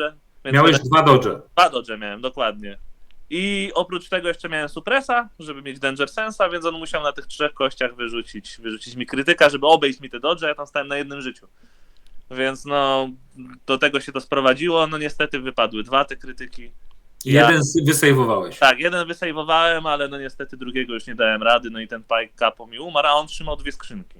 Czy skrzynkę trzymał, jedną, mały trzymał 2, on trzymał 1. I przez to zamiast skończyć się 3-2, gra skończyła się 2-2 z przegraną moją na straty. Więc tak, to zdecydowanie była taka akcja, gdzie największego pecha miałem. No może to nie jest tak, że statystycznie, że to nie robi takiego jak na 8 kości, 8 blanków, tak? Ale to zaważyło ostatecznie na wyniku bitwy. No. U mnie to chyba pierwsza bitwa. Tak jak wspomniałem, w dość dużych nerwach podszedłem do tej gry. Teren mocno zabudowany, graliśmy breakthrough, no to idealny scenariusz na moje 4 motorki i nagle Karins w swojej światłości wymyślił, że da żeton, oznaczę, przepraszam, bombing run. Bombing run. Oznaczyłem 2 motorki i 1 oddział snowów. Bo sobie stwierdziłem, że zostawię te kolejne 2 do walki z jego dubakami. No i jak się okazało, on miał tego latacza imperialnego, skręcił tym lataczem imperialnym, wysadził Wadera, Black Sunów skierował w kierunku moich snowów. No ale wtedy ja zagrałem w Other Smite i nauczył się, co to znaczy wyciąganie kolega z pojazdu i tu sędzia przyszedł, bo nie mógł wierzyć, że był ładunek, nie ma ładunku. No niemniej to było nerwowo, dlatego że te snowy nie doszły z tą bombą, bo po prostu zasypał je ogniem, supresami. No i później musiałem, a 3 diubaki mu dojechały do mojej krawędzi. Wygrałem to ostatecznie, ale powiem szczerze, że ten błąd mnie kosztował bardzo dużo. I to jest to. No i druga chyba bitwa to była taka, że grałem przeciwko Jodzie i znowu scenariusz Bombing Run i zobaczyłem 3 barki i wiecie co, stanąłem przy stole i nie miałem koncepcji. Znaczy tak czasami jest, że stajesz i kurczę mówisz... I pustka. Tak? Jest pustka, zapomniałem pinu, nie wiem jak się nazywam, tak? Nie zauważyłem jednego znacznika, który był za drzewkiem zrzucony, mogłem drzewko podnieść, przejść piechotą i go sklejmować. Nie no, ilość błędów jaką zrobiłem to była po prostu porażająca. I to chyba były takie, no 2 takie największe. No trzecią bitwę w drugiego dnia ale grałem z finalistką, czyli z Leilą. No i ona zagrała rewelacyjnie, a ja spłynąłem. No ale to była bardziej może mogłem inaczej to rozegrać, nie szturmować motorkami, tylko poczekać. Ale to bardziej już była taktyka niż błąd. No tak to pierwsza bitwa, podniosłem sobie bardzo mocno ciśnienie i później miałem pustkę w drugiej, a później to już się naprawdę świetnie bawiłem. Także no tak bywa. Czy przeciwnicy grali uczciwie, czy jednak próbowali przemycić jakieś nieczyste zagrywki? Nie miałem ani jednej takiej sytuacji. Ja też nie miałem tak, że ktoś mnie próbował oszukać. Tak jak mówię, jedyna ta nerwowa sytuacja to była nawet nie to, że tam po prostu chodziło o to, że albo się nie dogadaliśmy, albo inaczej to zapamiętaliśmy, że o teren chodziło o to, czy że light cover, które się mówi, że dają skrzynki, to czy to są też trudnym terenem. No on mówił, że wydawało mu się, że mówił, że tak. Ja byłem przekonany, że nie, no to tu po prostu trzeba było rzucić kością i to było tyle. Natomiast na pewno nie powiedziałbym, że on specjalnie mi to zrobił, żeby mi utrudnić. Tylko naprawdę w to wierzył, tak jak ja naprawdę wierzyłem, żeśmy tego nie ustalali. Więc ostatecznie to się rozwiązało w ten sposób. Mówię, nawet ta gra, ta niechlujna, to też nie uważam, że ktoś oszukiwał. Tak? Jasne. Ja tak jak Oskar mówi, też nie miałem żadnej sytuacji spornej, zero. Jak długo trwały gry i czy gracze wykorzystywali pełny czas, czy były raczej to gry dynamiczne? W ogóle ja nie miałem poczucia grania na czas. Zupełnie. W ogóle nawet o tym nie pomyślałem. Jak teraz zadajesz to pytanie, to zacząłem się zastanawiać.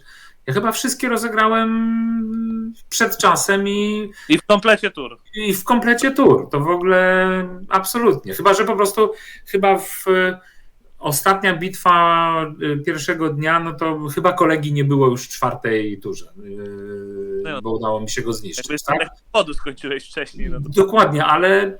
No tak, żeby nie dograć, bo się czas skończy. Nie.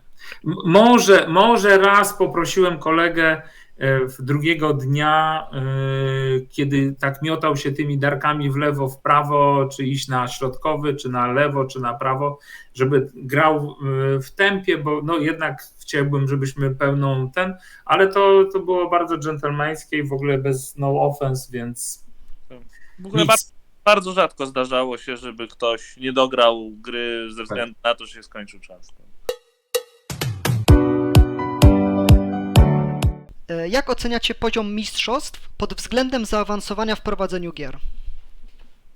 Przez przeciwników. Przez przeciwników, tak. No bo o was jakby wiadomo, to były wasze gry. Jakby skoro samo to, że zakwalifikowaliście się, coś o tym jednak świadczy, nie o waszym poziomie. I tutaj chodzi głównie o to, jak oceniacie przeciwników, czy to były naprawdę ciężkie, wymagające gry, czy na przykład część gier była stosunkowo prosta i nie chodzi mi tutaj o gry, w których ewentualnie, wiadomo, zaważyły po prostu rzuty, w których wyrzucaliście wszystko, przeciwnik nie bronił nic, tylko chodzi o czysty element strategiczny. Króciutko, ja myślę, że trzeba rozdzielić. Wydaje mi się, że dzień pierwszy można jeszcze było trafić na graczy nie wiem, którzy wygrali qualifier, z tego co chłopaki mówili, to łatwiej w Stanach go wygrać niż w Europie. Natomiast dzień drugi to już jest bardzo wysoka kategoria. To już są mecze na zasadzie po prostu. A łatwych gier. Nie ma łatwych gier. Tak samo nie miałem łatwej drugiej. Francuz grał rewelacyjnie, zakwalifikował się też na drugi dzień, więc jodą i barkami widać, że miał to ograne. Tak, ja też miałem sporo takich momentów, gdzie już miałem takie wewnętrzne przekonanie, że to już będzie naprawdę ciężko. Natomiast tu też od razu nauka dla wszystkich. Nigdy nie można sobie powiedzieć, że to ja już w tym momencie przegrałem i absolutnie. Nie ma sensu się starać, bo ja miałem naprawdę takie sytuacje, które bardzo trudno było wyciągnąć, ale je wyciągałem. No, tak jak absolutnie. Wspomniana ta z tym Niemcem, gdzie już naprawdę tam w 5. rundzie wiedziałem, że będzie bardzo ciężko.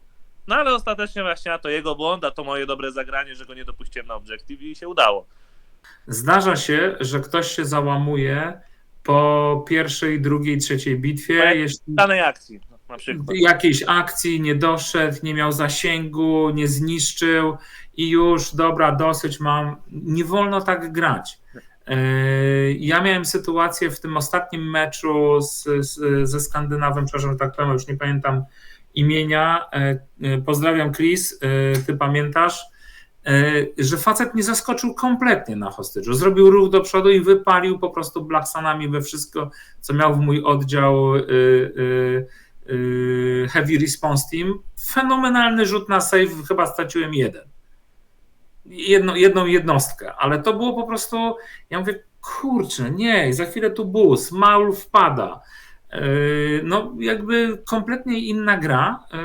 Trzeba grać do końca. No i motorki doścignęły Maula, w ostatniej turze go dobiły. Standby fenomenalnie zagrany spowodował, że nawet oficerka, która no też jest legendą, która tak, kapitanka, która nigdy nie ginie i zawsze zabija z tego swojego pistoleciku, uratowała mi grę.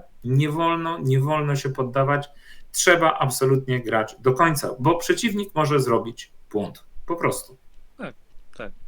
No wiadomo, że są takie już sytuacje, gdzie tam już praktycznie popali i tak dalej, ale no nadal. No. Jeżeli tylko nie jest to na 100%, a nawet na 99%, tak, to już warto dla tego 1% grać. No. Także podsumowując, dzień pierwszy można było jeszcze trafić na niewymagających, powiedzmy, przeciwników, dzień drugi to już jest absolutna elita. Absolutne, to już były takie top of the top, niezależnie na co trafiło. Nawet jeżeli miał się dobry paring pod kątem rozpiski, to i tak to były wymagające gry. To żaden z nas nie miał tak, to łatwiutko. Nie. To wciągnięty. Nie.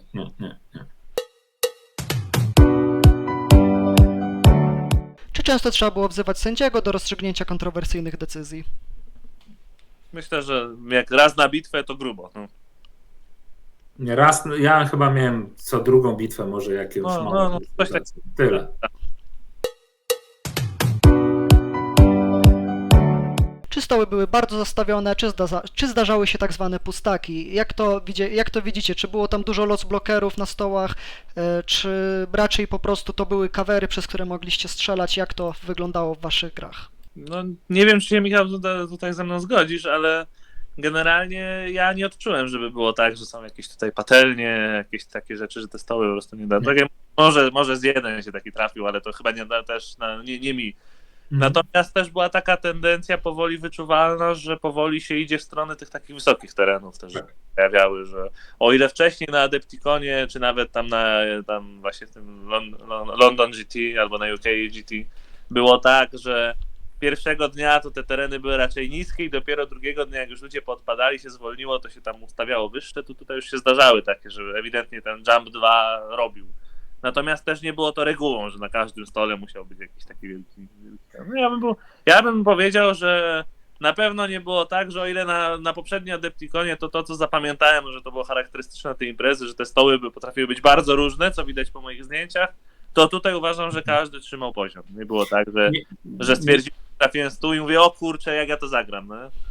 A jeszcze to jest rzecz, na którą zwróciliśmy uwagę z Mikołajem chyba wieczorem, że ekipa, nie wiem czy połączonych sił międzynarodowych, ale szła i ustawiała, dostawiała, przesuwała tereny biorąc pod uwagę różne wystawienia, więc ja w ogóle nie miałem poczucia, tak jak mówi Oskar, i przechodzili stolik po stoliku, stół po stole, więc jakby no, dużą wagę przyłożono nie dość, że do wyglądu tych stołów, bo wyglądały rewelacyjnie, ale i do, no, pod kątem po prostu samego grania, więc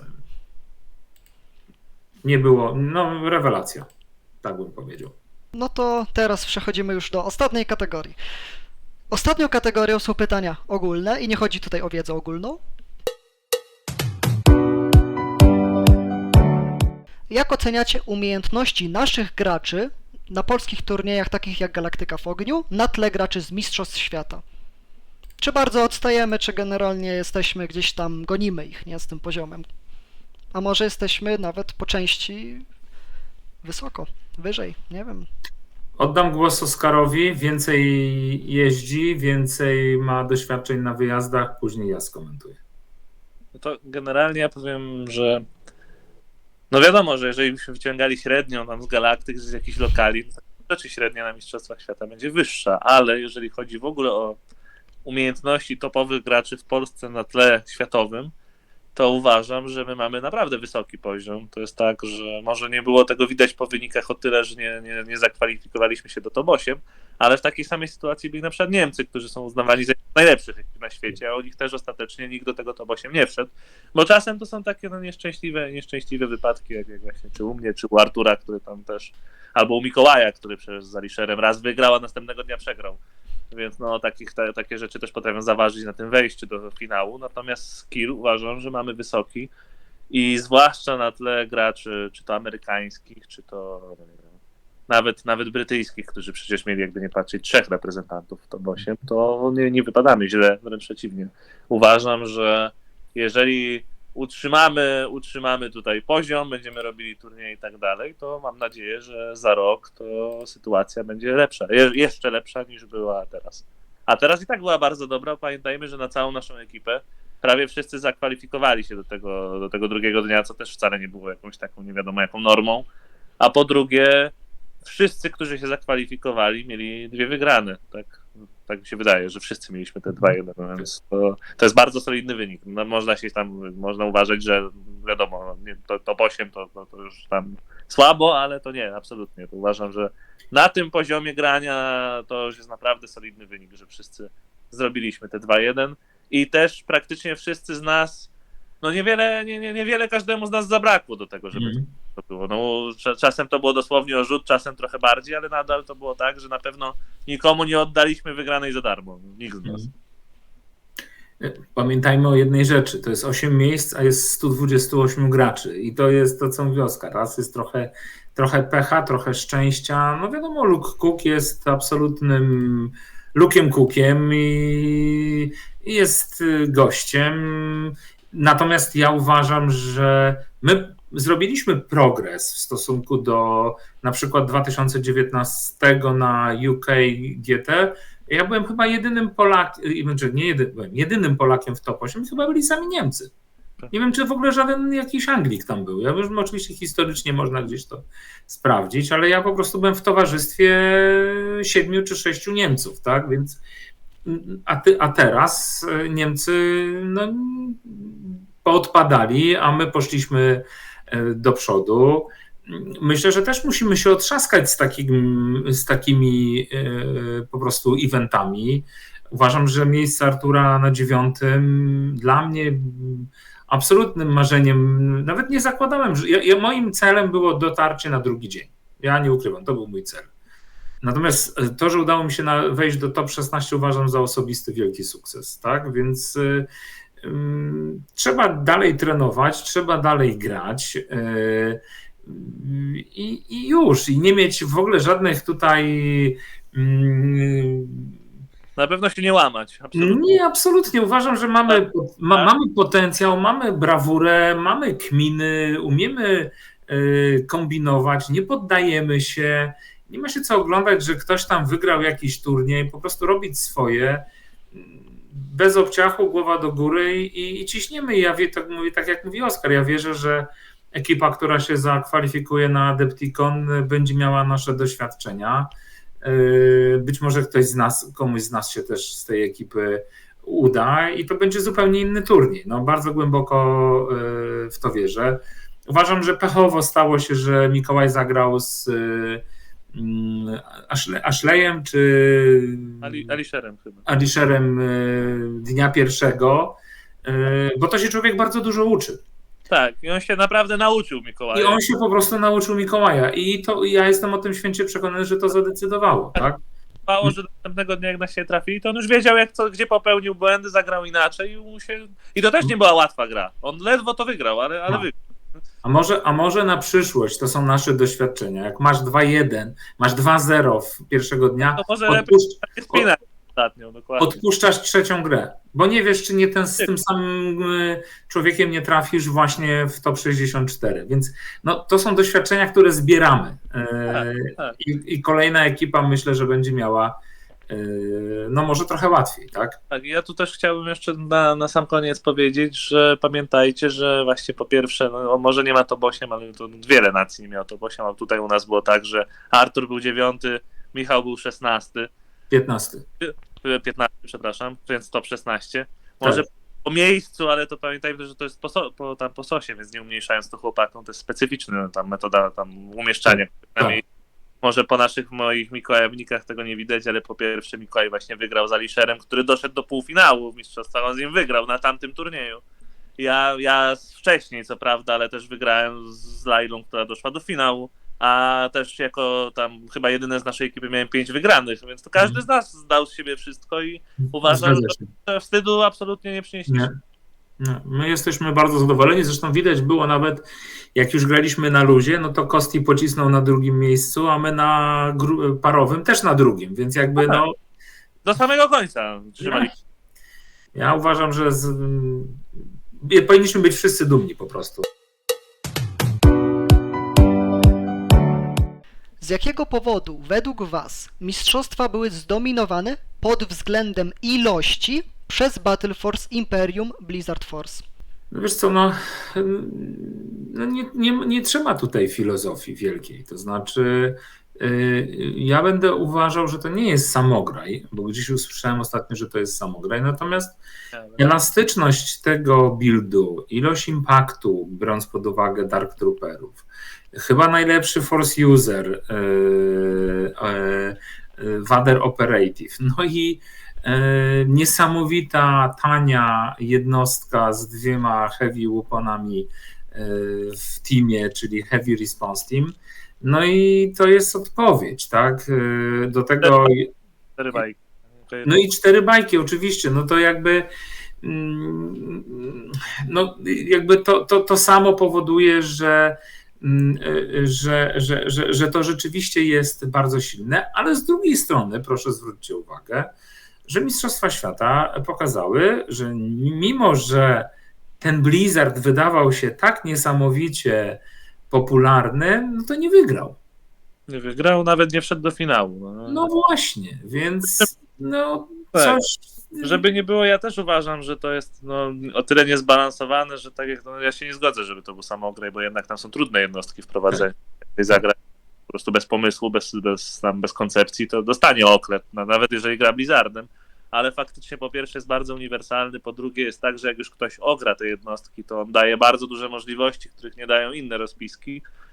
Natomiast no też jeszcze jest trzeci czynnik, paradoksalnie moim zdaniem wyjście Dark Trooperów tuż przed mistrzostwami pomogło Blizzardowi, a nie zaszkodziło, bo on absolutnie. I tak aktów, a jednocześnie ciężej było zrobić kontrę na Blizzarda, bo to, co działało jako ewentualna kontra, czyli jakieś takie w miarę twarde rozpiski, bo Blizzard nie ma Pierce'a, więc można było złożyć tam rozpiski na dobrym pancerzu i samemu z Pierce'em.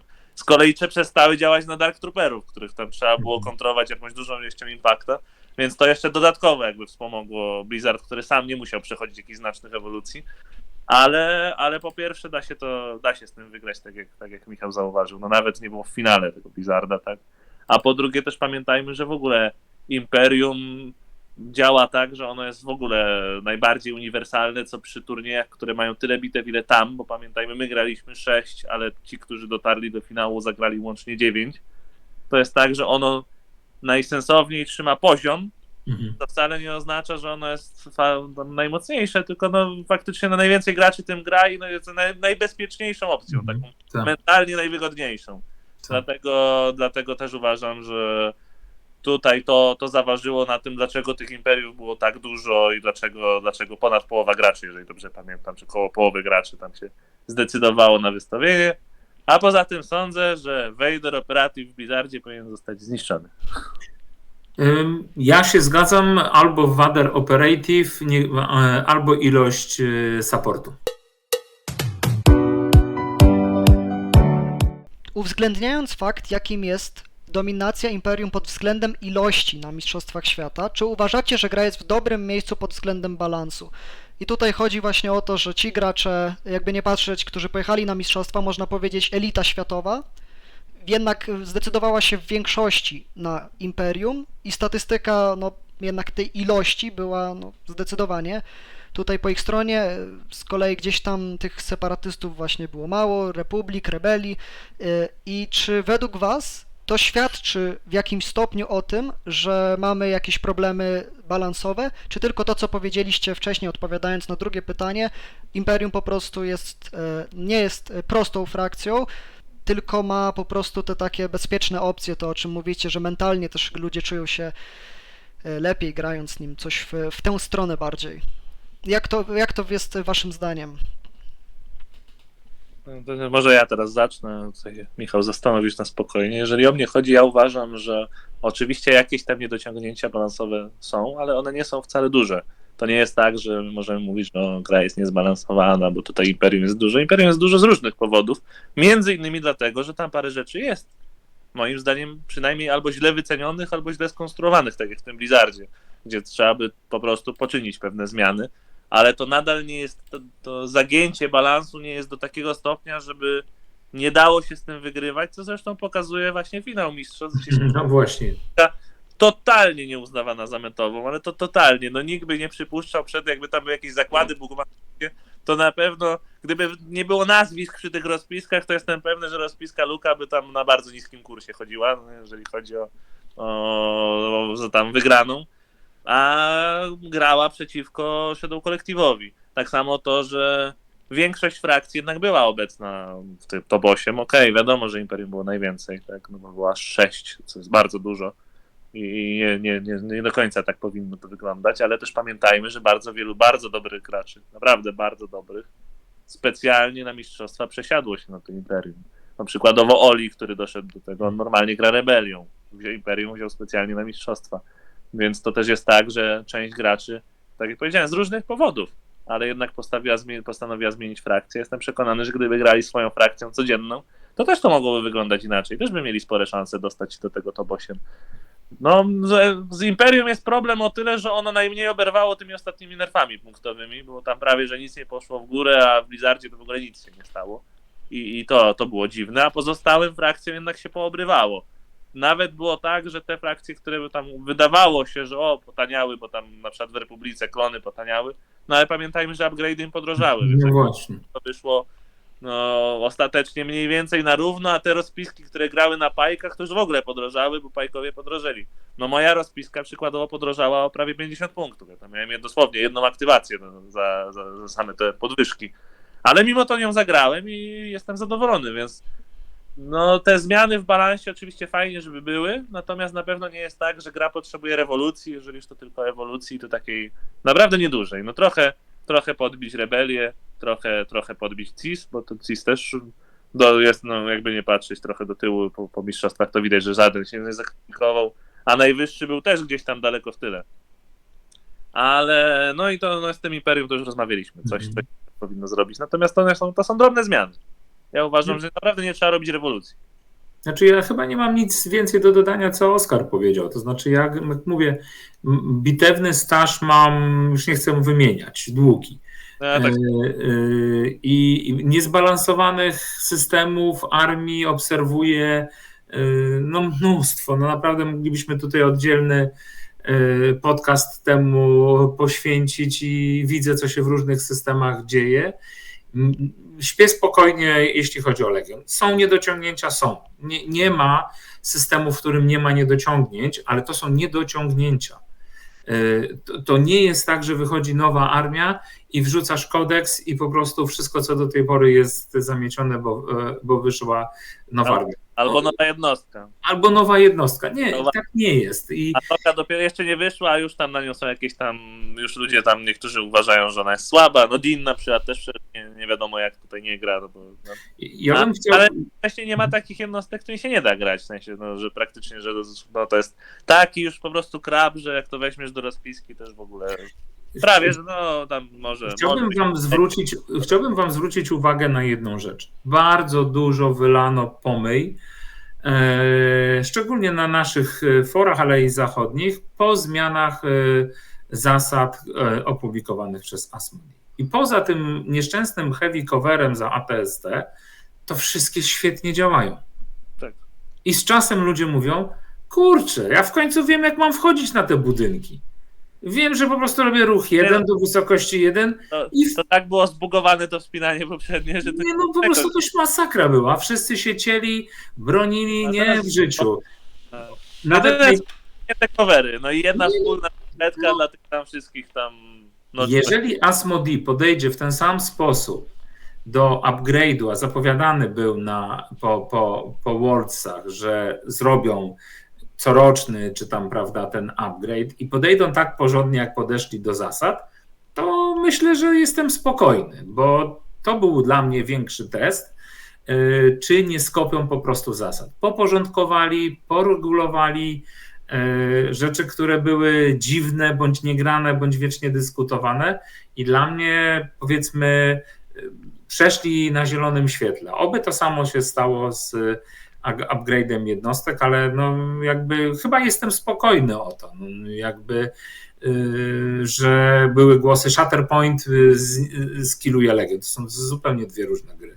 Nikt nikogo nie będzie killował, tak? To będzie mass battle, a to będzie skirmish w pełnym tego słowa znaczeniu. I nie będą zabijać Legionu dlatego, że mają Shatterpointa i odwrotnie. Będzie im zależało, a wyniki Legionu i sprzedaży Legionu są takie, że no Games Workshop ma o czym myśleć po prostu, tak? Więc myślę, że nie będą wylewali dziecka z kąpielą, tylko pomyślą o sensownych update'ach. No tak w to jakoś, nie wiem, wierzę, no, mam nadzieję. Tak. Jeszcze słuchajcie, dodam jedną rzecz. Zobaczcie sobie na statystyki 64 osoby, ostatnia niedziela, Galaktyka w ogniu. Piękna frekwencja różnych armii, mało rebelii, ale to nie jest tak, że było 50% Imperium. Republiki było tyle, że szok. CIS to samo, więc no... Właśnie pokazuje to przekrój, tak jak Olek zwrócił uwagę, że tam były 4 rozpiski CIS-ów top 8 i wszystkie 4 były inne. No. Każda była zupełnie inna, to znaczy, że właśnie. nie jest tak, że na jedno kopyto trzeba składać i jest jeden złoty build, który tutaj to wszystko nam robi. Na pierwszym miejscu Imperium, ale wcale nie Blizzard, na drugim miejscu Rebelia, czy tam Shadow Collective, na trzecim Rebelia. No słuchajcie, no to przepiękne pokazanie, że gramy tym, co lubimy i umiemy tym odnosić sukcesy. No wiadomo, że Worldsy są Worldsami. Tak, przecież też pamiętajmy, że na Worldsach wcale nie było tak, że to Imperium tak sobie na luzie robiło, bo jednak, no okej, Luke wygrał, ale po pierwsze nie Blizzardem, a po drugie no grał z Shadow Collective'em, który dotarł w pięknym stylu do tego finału. W pięknym stylu, absolutnie.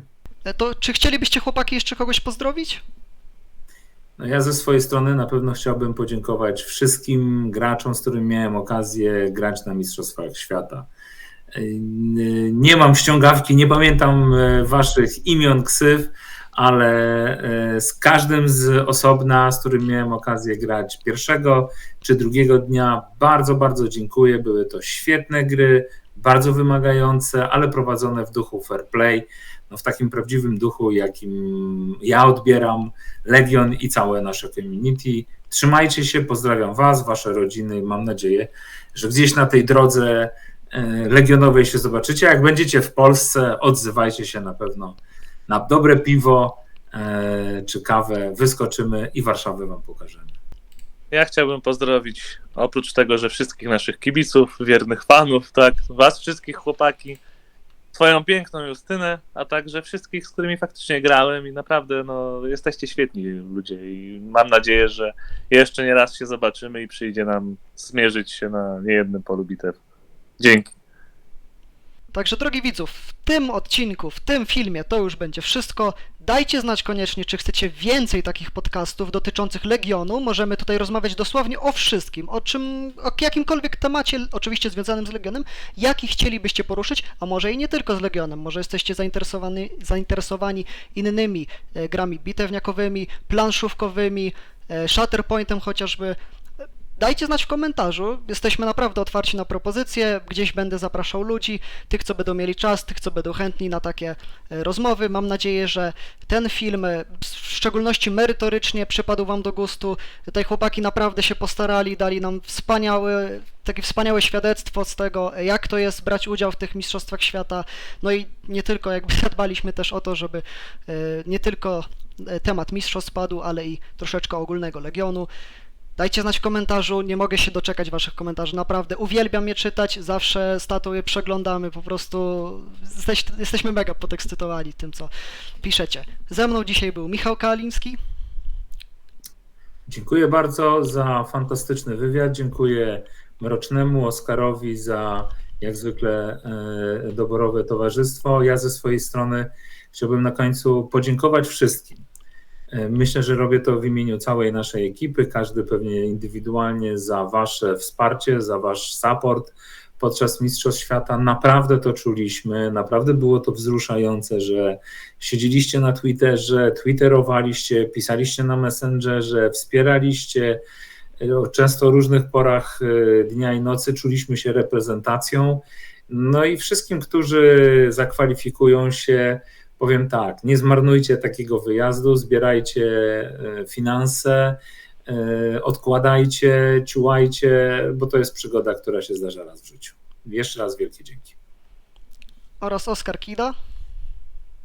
Ja też bardzo dziękuję, podpisuję się obiema rękami o tym, co powiedział Michał. Dziękuję wam wszystkim, że kibicowaliście, że byliście, że teraz nas oglądaliście.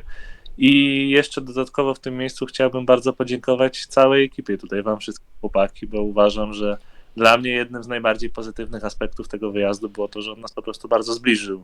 Tak jest. Prawa na inny kontynent, tak, no, po to, żeby zagrać w Mistrzostwach Świata, a także ta aktywność pozaturniejowa, to zwiedzanie wspólne, to właśnie spędzanie wspólne czasu, uważam, że to naprawdę to jest tak, jak powiedziałeś, to jest przygoda, która no, nie zdarzy się znowu i naprawdę będzie co pamiętać, bo ja jestem z tego bardzo, bardzo zadowolony, że w takim towarzystwie mogłem spędzić ten czas. Nic dodać, nic ująć do tego, co powiedział Oskar. Bardzo dziękujemy. Dzięki i do następnego filmu.